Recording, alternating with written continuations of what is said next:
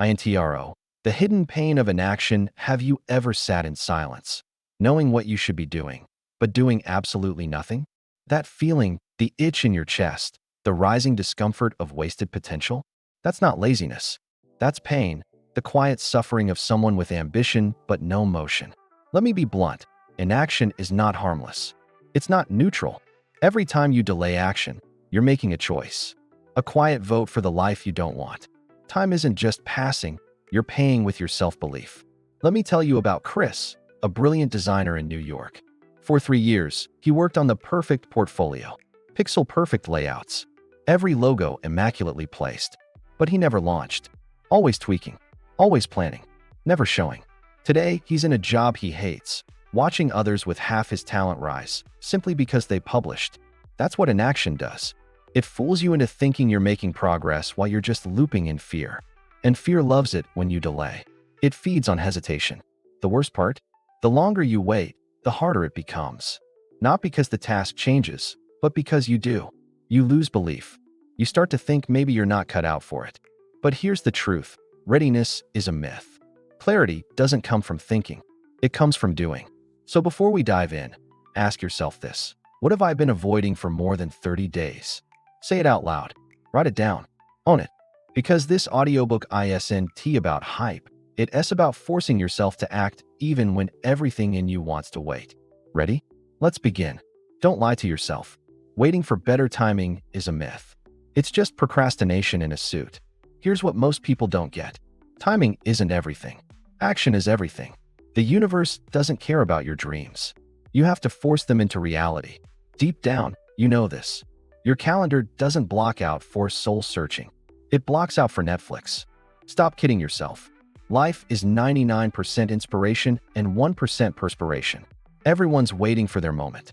Stop waiting for yours. Take it. When was the last time you did something for the first time? Anything. When you stop delaying and start acting, something incredible happens. You gain momentum. Remember Chris, the designer who spent 3 years perfecting his portfolio? He could have made 10 portfolios in that time. And here's the kicker. Each one would have been better than the last. Action breeds action. Inaction breeds fear. But let me put this in perspective. There are 2 types of people in this world. Those who think they about to make a move and then they do it. Others talk about it. They fantasize about it. They plan for it. But they never do it. The second group spends so much time talking about what they going to do that they convince themselves it's already happened. But guess what? It hasn't. They're stuck in a feedback loop of their own making. And when you're in that loop, there's only one way to escape. Do it scared. This is your trigger. This is your wake-up call. Something amazing is about to happen to you. In the next section, we'll dismantle another big lie that keeps you stuck. Section 2. Kill the myth of motivation. You're never going to do anything unless you feel motivated. This idea seems harmless, even wise. If you're not feeling it, why force yourself? What's the point? But that belief will stop you from ever achieving big things. Because motivation isn't a requirement for action. It's a result. And here's how that works. Every time you take action, even a tiny bit, your brain releases a chemical called dopamine. Dopamine is the neurotransmitter that drives anticipation and action. Now, it doesn't just reward the outcome of an action, it rewards the action itself. That's how you get motivated. Not by waiting for motivation, but by creating it through action. So if you want to change your life, here's what you have to do. Pick one thing you know you should be doing, one small behavior that you can do right now. Don't think about how much you don't want to. Don't try to trick yourself into feeling motivated. Just do it. Make the move. And here's why this works. Your brain is always looking for patterns. So when you do something twice, it starts to form a neural pathway. Do it a third time and your brain says, there's a pattern here. Then it starts anticipating the pleasure of the dopamine hit and bam, motivation. Now you can do more than you thought possible. Now you can do things you never thought you could. That's why I say motivation is a result, not a requirement. Here's a story that proves this. In 2016, a man named Elijah Allen was in crisis. He had the talent to be the best in his field. He was recruited to play college football at Temple University. But after a series of injuries and family pressure and financial struggles, he found himself depressed and directionless. He hated running, yet he knew that exercise could help. So he forced himself to run 1 mile a day, rain or shine, no matter how he felt. Some days he ran outside. Some days he ran inside. Sometimes he ran up and down stairs. Other times he ran around his house. Sometimes he ran in place. But he did it every single day. And slowly, as he tracked his progress with an app, he started feeling better. It was a slow burn, but his routine became his therapy. His mile-a-day routine ended up saving him. Today, Elijah runs a fitness company and mentors thousands of people all over the world. He's helped design training programs for special forces and Fortune 500 companies. And he does it all because he committed to a routine that didn't require motivation. The problem with waiting for motivation is that you never start. The problem with motivation is that it comes and goes. The solution is a protocol, a set of rules you follow no matter how you feel, a system that doesn't require emotion because it's based on identity. And I know this might sound confusing. What do you mean by identity? Well, imagine you see a squirrel and ask yourself, "Hey, squirrel, what do you do?" It would be silly to say, "Well, geez, it depends on my mood. Sometimes I climb trees when I feel like it. Sometimes I bury nuts when I'm in the mood. Other times I just chill." No, a squirrel is a tree climber. It's a nut berayer. That's who they are. So when you're changing your identity, you don't have to worry about motivation. The only question is, who do you want to be? And remember, you become who you are, not because of motivation, but because of consistency. That's where the real power lies. And speaking of consistency, coming up next, we're going to talk about micro-commitments. Tiny moves that have a massive impact on your ability to make real change. And it starts with understanding the secret to micro-commitments. Click here to get instant access. Section 3. Micro-commitments that move mountains. Now that we've crushed the myth of motivation, it's time to talk about micro-commitments. The kind that are so small, you can't fail, and so powerful, they change your entire identity. Let us start with a question. What is the smallest version of your goal that you can do daily, no matter what? If you want to write a book, don't start with 1,000 words. Start with one sentence.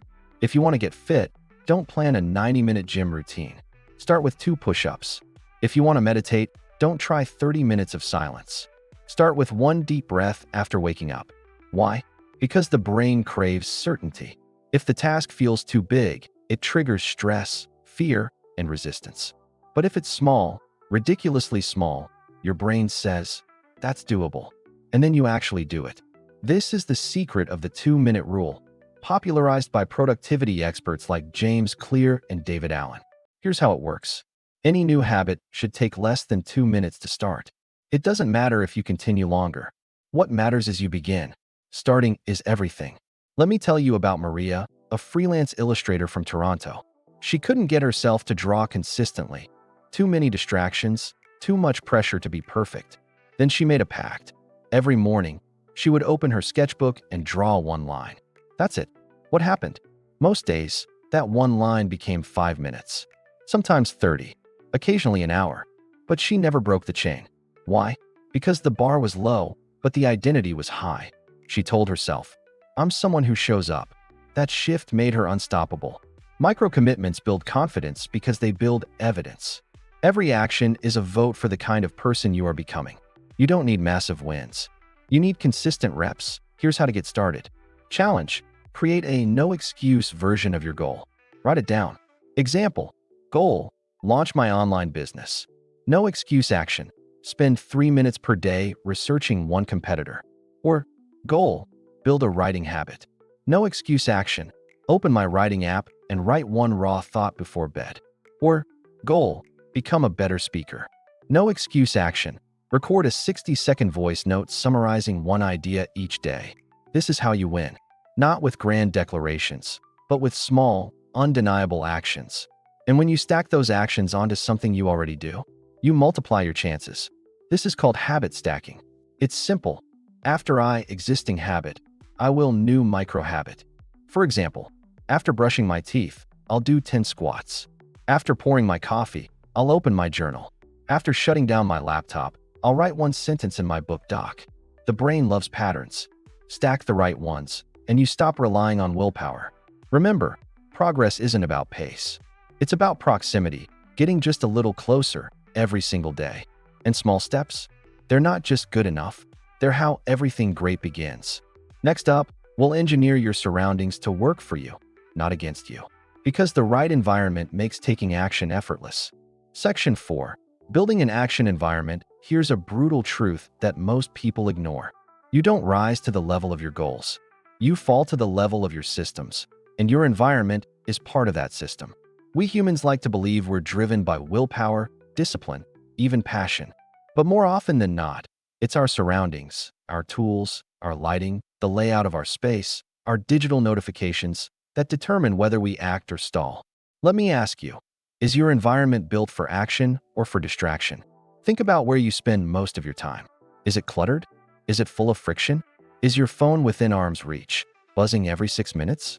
If so, then your brain is fighting a battle every time you try to do meaningful work. And if you're constantly losing that battle, you're not lazy, you're outnumbered. Let me give you an example. Meet Jordan, a young entrepreneur in New York. He wanted to write a book, but every day he'd sit down, open his laptop, and end up on YouTube or news sites. So he tried something radical. He created what he called a frictionless zone. Here's what he did. 1 desk, 1 chair, no tabs allowed, just Google Docs.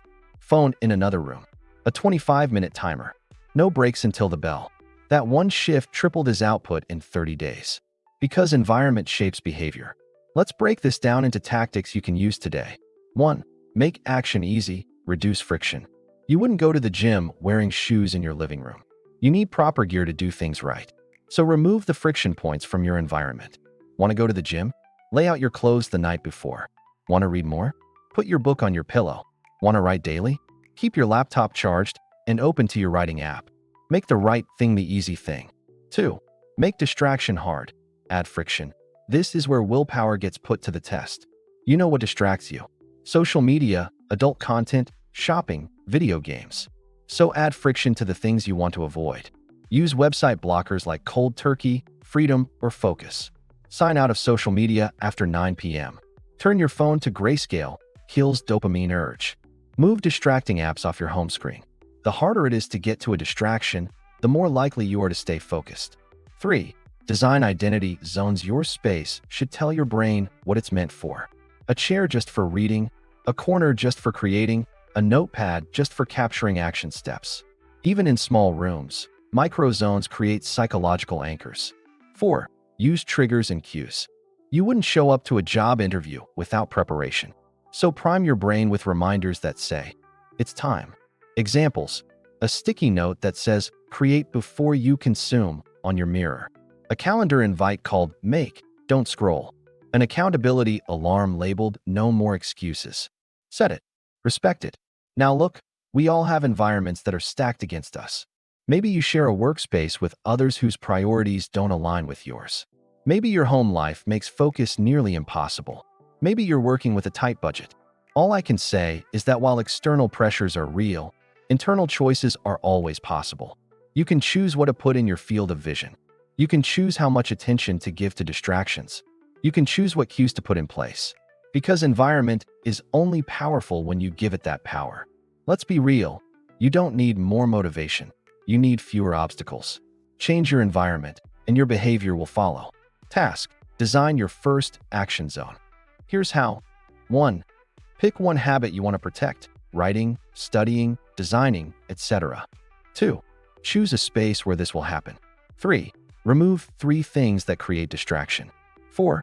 Add 1 visual trigger to cue action. And remember, environment isn't just physical. It's also digital. Your desktop, your browser, your email layout. All of it should be designed to make your goal easier to do, not harder. When it comes to changing your environment, there are 2 mindsets that can help. First, think long-term. You won't change your habits in one day, but you can set up your environment to make it easier to behave in line with your goal over the next year. Second, take an iterative approach. Test out different setups. What worked for Jordan might not work for you. Experiment, reflect, adjust. You are the architect of your outcomes, and it starts with your surroundings. In our next section, we're going to bring in the firepower of public accountability and social pressure to lock in your consistency. Section 5. The power of public pressure and accountability. Let's face it, isolation kills progress. We've all started something with enthusiasm only to let it slip away when no one was watching. You might say, I'll do it tomorrow, or I'll try again next week. But when there's no one to check in on you, that promise fades into nothing. You're nodding along to the beat of your own drum, but the music is getting quieter and soon it'll be nothing but crickets. But here's the twist. People who publicly commit to their goals are 65% more likely to achieve them. That's not a coincidence, it's social science. But why does that work? Why does telling someone else about your goal increase the chances of you achieving it? Simple, social pressure. We are wired to care about what others think of us. This isn't a flaw, it's survival. For centuries, human tribes survived because they worked together and kept each other accountable. In modern life, that same tribal instinct can work in your favor. The key is public commitment. When you tell someone your goal, you're not just stating an intention, you're creating a social contract. Now, it's not just about you and your internal struggle. It's you and another person, or even an entire group, holding you accountable. Let me tell you about Luke, a software developer in San Francisco. Luke had been dreaming of creating a mobile app for over a year. But every time he started, he'd quit, overwhelmed by the task at hand. Then one day, he decided to bet $500 on himself. He told a group of his friends, "I will have this app launched in 30 days, or I will donate $500 to a charity I absolutely despise." Guess what happened? That $500 bet and the public commitment was enough to push him to take daily action. He didn't want to lose the money. He didn't want to look like a failure. And within 30 days, his app was live. This is public pressure at work. The thought of disappointing others, or even worse, letting himself down, became his driving force. And that same sense of urgency propelled him forward.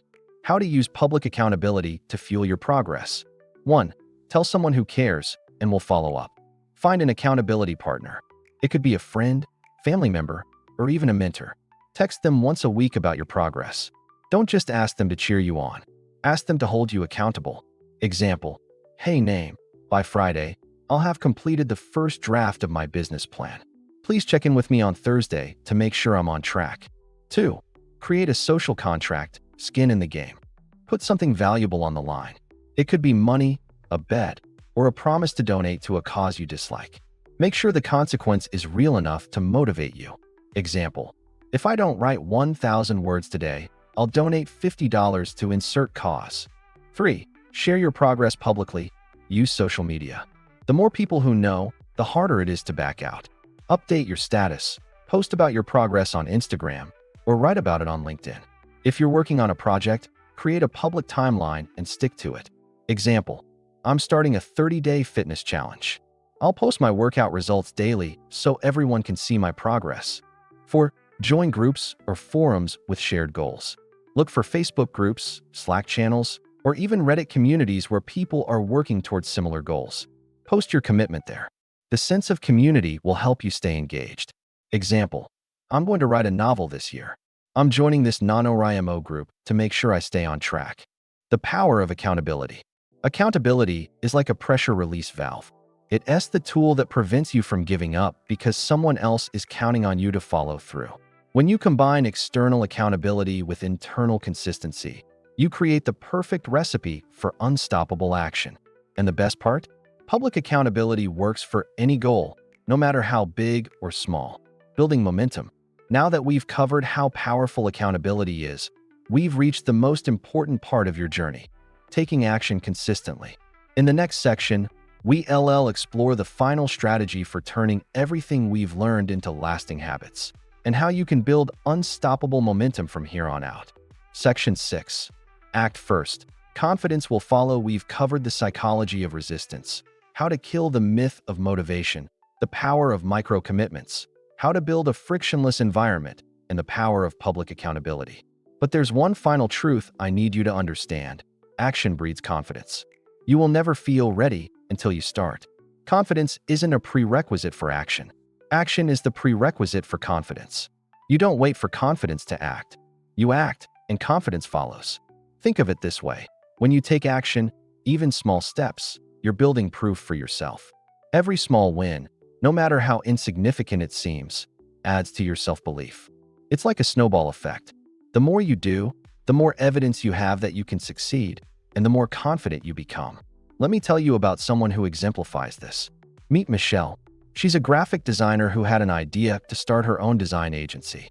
For years, she thought she needed more experience and better design tools. She wanted to feel like an expert before putting herself out there. But one day, she stopped thinking about it and just acted.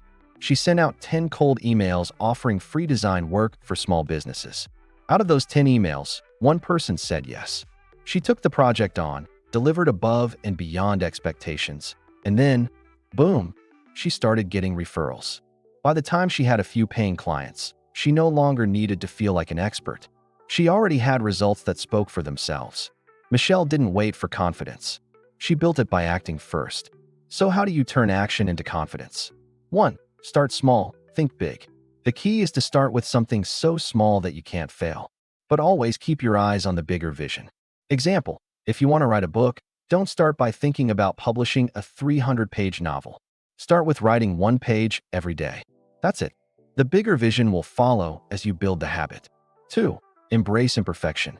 Don't wait until you're perfect. Act now, improve later. No one ever got good at something by being perfect the first time. Whether you're learning a new skill, launching a business, or writing a book, you will improve with every action you take. The key is to act before you feel like you're ready. Example, don't wait for your product to be perfect. Launch a beta version and get feedback. Perfect later. Act now. 3. Use small wins as fuel. Every time you complete a small task, celebrate it. It's proof you're capable. Every little accomplishment builds your confidence. Example, when you finish a task, take 5 minutes to acknowledge your progress. Recognize how you showed up and what you learned. That reinforces the belief that you can do even more. 4. Recognize fear and act anyway. Fear will always be there. It's part of the process. But you can't wait for it to go away. Action will turn that fear into excitement and motivation. Example, if you're afraid of speaking in public, don't wait for your fear to disappear. Speak at your local community event or record a video. Over time, your fear will shrink as your actions grow. All right, here's the deal. All the previous steps are important, but they won't mean anything if you don't take action. Remember our conversation about the frog and the scorpion? Even if the scorpion knows it's not possible to escape its nature, it still tries. And even if it fails, it doesn't give up. Why? Because trying and failing is better than not trying at all. It's progress over perfection. Now here's the final action. Take action right now. Don't wait for tomorrow. Don't wait for next week. Take one small step and do it now. This could be something as simple as setting your timer for 15 minutes of focused work. When you take that first step, the confidence will follow. You will prove to yourself that you can do this. And every action you take from here on out will make it even easier. Remember, action breeds confidence. You've got the tools, the knowledge, and the strategy. Now it's time to act. Start today. Start now. Your future self is waiting for you to stop waiting. Take the first step. Don't let fear hold you back. And remember, no matter how small the step, it's a step in the right direction. So are you ready to take that step? Are you ready to act now? Let me know in the comments. Share your thoughts, your experiences, and the actions you're going to take today. Don't wait. Start now. Your future self will thank you. Thanks for watching. See you next time.